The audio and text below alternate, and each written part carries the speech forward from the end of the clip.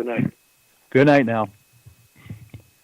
Wow, isn't that interesting? Well, first of all, the hotline phone number. You've got to write this down, because I tell you what, this is the hotline has been available to people for almost 40 years now. It's 206-722-3000.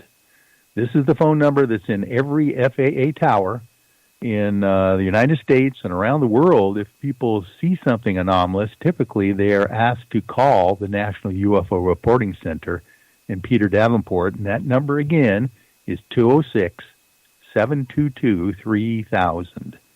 Very important phone number to have. And of course, if you're up to it and you have $5-10 that you want to encourage Peter with, send him a check if you could. That would be great too. His P.O. box is 700 Davenport, Washington 99122, and that's out there in the eastern Washington hinterland of the deserts in eastern Washington. There, P.O. box 700 Davenport, Washington 99122. All righty. Well, that was great. Reports from all over the place. Lots of fireballs. We had that, oh my gosh, a daytime sighting of a black ball as big as the sun in the daylight sky. Oh, man. Fascinating reports. All right. Well, then we're going to jump to our friend Vince in Zunza now with Pacific North Weird, and we're going to catch up with what Vince is doing on the road out there. Are you there, Vince? I'm here, Michael. How are you? Wonderful, buddy. Hey, we haven't talked for a couple of weeks. We've been busy, both you and I. And tell us what's been happening in your world. Well, it did snow at some point. I learned a lot about myself being trapped in my home for an entire weekend. It was good. I enjoy my own company. You're right.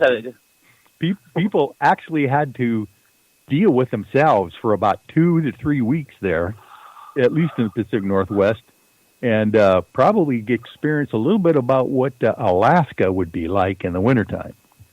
Oh, yeah. I fought some demons. It was great. I had the books to help me. Yes, you do. So where are you tonight? What's going on now? Tonight, I am, myself, along with a few other members of Pacific North Weird. We are at the Look Up Festival in the Capitol Hill neighborhood of Seattle, Washington. And the Look Up Festival is a paranormal-themed music and arts interactive event that goes from 5 p.m. to about 1 a.m. Tomorrow morning. And this is the second one that Look Up Records has hosted. The first one I heard about last year, and it was UFO themed. They kind of had this Northwest-based UFO theme for this big party they had in Georgetown. Wasn't able to make it. This year, I heard that they were doing an underwater-themed one, which really interested me, and I was really compelled to reach out to them and offer my assistance in any way I could. But before I could do that, I was contacted myself by Look Up Records, asking if Pacific North Weird would participate. So here we are today. Now, I understand that Pacific North Weird is kind of being honored by this organization as well with showing a production that you've actually created for the event. Is that right? That's right, yeah. So there's a mascot for this particular festival. It's called the LUFU, L-U-F-U, which stands for Look Up Festival Underwater. And it's a fictitious Northwest cryptid that Look Up Records created that serves as a mascot and a representative for ecological preservation. The loose story of the LUFU is that it's this kind of mossy, kelp-like creature that is spawned from the toxic waste in the Duwamish River. Anyone who lives around here probably knows that the Duwamish is one of the most polluted rivers in the country. And all the proceeds from this event is going to the Duwamish River Cleanup Coalition. And we were asked to basically add our own little spin on it. So what I did was I got together some comrades, some actors, and had them play characters and improvise interviews where they were either eyewitnesses to the Lufu creature back in the 70s, or like they currently channel the Lufu, kind of like Jay-Z Night style, you know. And I put together a 12-minute little documentary that we will be presenting later tonight. Oh, I can imagine how you're going to be able to do this. Where the whole idea that you're the king of Bigfoot videos and also the Biggie Got Foot music videos. I mean, this is going to be a great event, and I can't wait to see. Hopefully, you'll be able to show us after the event on Pacific North Weird's YouTube page the actual video itself. Oh yeah. There will be. People will definitely be able to see it after this in some form. This is like the premiere of it, the first time besides myself and a few other people have seen it. I actually have some people here filming the festival, gathering interviews and everything, and we're going to turn it into a production, basically, to see how the Lufu as a concept can grow beyond this festival. And once I put that production together sometime in the future, you'll all definitely be able to see the piece that we put together for this.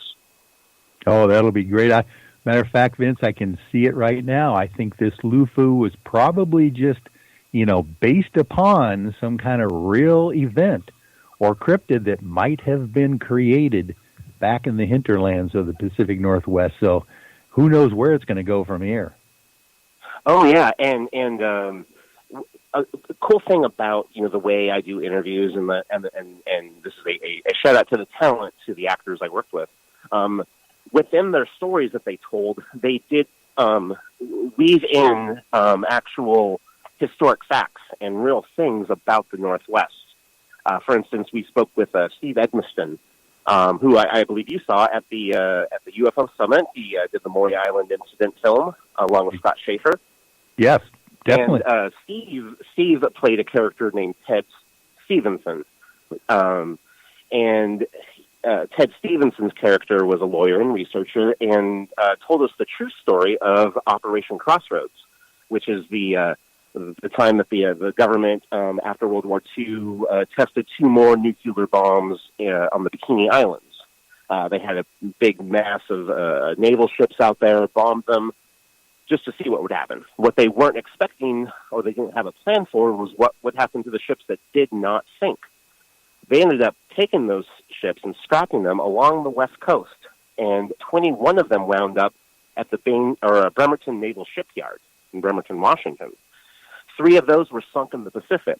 The rest, according to interviews that Steve had done in the 90s, were scrapped actually in the Duwamish. Oh, my goodness. So then Steve theorizes that, toxic waste itself is not enough to create a cryptid, but what if you added nuclear waste as a catalyst on top of that toxic waste? Right. That might explain a cryptid mutation happening in the river. So, we have the fanciful, but within it is real hardcore, interesting facts that a lot of people don't know about. Oh, man. I think I even saw an X-Files episode about something like that. Oh, man. That'll be very interesting. And I can't wait to see the documentary that you put together, because if Steve Edmondson is in it, it is going to be awesome. He is a lawyer, by the way, as you know. Oh, yeah. And he is quite a storyteller, with that Maury Island incident film him and Scott Schaefer put together. That was amazing to see the screening of that at the Quinault Beach UFO Festival and really get into the details of that story down in South Puget Sound, right off of Maury Island as well. So there's all sorts of strange and weird anomalies that are going on down here in our neck of the woods. Yeah, absolutely. And, the cool thing about, investigating the things that you and I like to talk about, be it UFOs, Bigfoot, haunted places, is it's almost just as worth the journey to learn about the history of the area that you are researching in. And I constantly, no matter what I do, end up finding just really amazing facts and details that really broaden my appreciation for this region. Oh man, it sure is. Ever since the idea that UFOs, the modern day history of UFOs began here, the cryptids of Bigfoot are so famous for the Olympic Peninsula out here, and we've got Hanford in eastern Washington, and now we've got like irradiated junked Navy ships in the Duwamish River. Man, who knows what's going to be happening. It's kind of like we have like a paranormal feng shui going on in the Northwest. Like, there's all the elements you need just to create all like these fantastic happenings.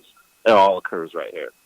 Oh yeah, and you have been up and down I-5 and right and left on Highway 20, all over the state, as well as the Pacific Northwest. So people can go to Pacific North Weird on the internet and find out your videos and be able to research and see some of the things that you've produced. Isn't that right?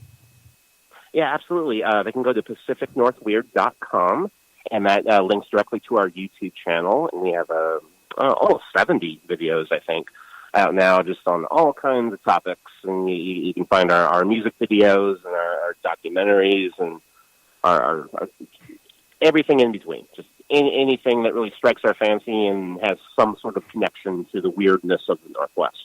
You can find there. And, Facebook, Instagram, Twitter as well. Oh, yeah, definitely. Well, I know you're probably getting your schedule all set for the spring and the summer here. Is there anything down the road that you can kind of give us a teaser on and what you'd be doing in the next few months or so? Yeah, for sure. So I'd spoken to you previously about a project I was doing with my comrade Tyler Bounds on Rant Mullins, who claims to be the very first Bigfoot hoaxer lived in Washington State and back in the 30s and everything. And Tyler and I have been working on strengthening that transcription that we have of some very rare cassette tape interviews with Rant Mullins. And we have been invited down to Bend, Oregon at the end of September to the Bigfoot Bolts and Brew Festival. And we're going to be showing some of our videos and potentially speaking on our findings with our Rant Mullins research project. So that's really exciting. And of course, if people don't know about Rant Mullins, you might want to tell real quickly what that hoaxing story was that started this whole thing and how, actually it was a long time ago. Tell us when it started. Yeah, so back in 1930, a young man at the time, Rant Mullins, worked in the Forest Service in the, I guess what is now known as the Gifford-Pinchot National Forest. And he claims that he and some friends saw that there were some huckleberry pickers, having a day at the forest. And Rant was familiar with the Native American mythology of the Sasquatch, the wild man of the woods. And Rant decided to carve these huge wooden feet and have his friend go and make basically Bigfoot tracks around the huckleberry pickers' campsite. Next morning they see it, they freak out, they hightail it out of town, basically. That eventually becomes this huge dramatic rivalry within the Toledo region, where there was another resident named Ray Wallace, who was a bit more well-known in the hoaxing community.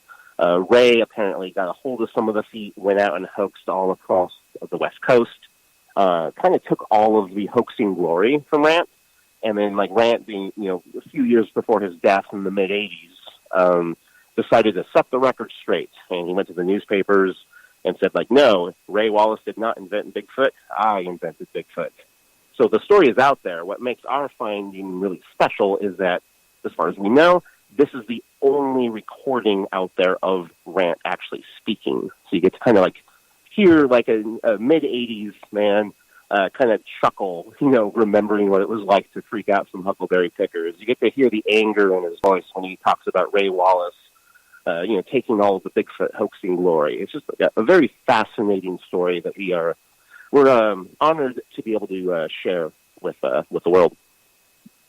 That is a fascinating story, and historically, that falls into place with some of the things that have happened in other paranormal areas too. For instance, the crop circle issue was, of course,